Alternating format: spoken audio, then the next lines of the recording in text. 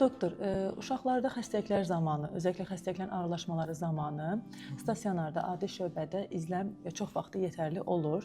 Bəs hansı hallarda mütləq reanimasiyaya keçirmək şərtdir? Əgər xəstə müalicə əsnasında ürək döyüntüsü çox yüksəlirsə, yəni yaşa görə aralığının çox üzərinə çıxırsa, qan təzyiqi çox aşağı düşə bilirsə və ya həddən artıq yüksələ bilirsə və ya xəstənin oksigen altında ikən belə təngnəfəsliyi yaranırsa, göyərməyə başlayırsa, süni tənəffüs aparatı ehtiyacı yaranırsa və ya xəstədə durduq yerə hər hansı bir nevroloji bir status inkişaf edə bilər. Yəni bu qıcolma da ola bilər, huşunun pozulması da ola bilər, yeriyişinin dəyişməsi də ola bilər. Bu kimi hallarda biz mövcud olan xəstəliyin artıq yeni bir ağırlaşması ilə üz-üzə olduğumuzu düşünüb xəstəni reanimasiya şəraitinə köçürürük mütləq. Və reanimasiya şəraitində biz palatadan fərqli olaraq müəyyən saatlardan bir deyil, hər saniyə izləm altında tuturuq və elədiyimiz müalicə də daha aqressiv olur.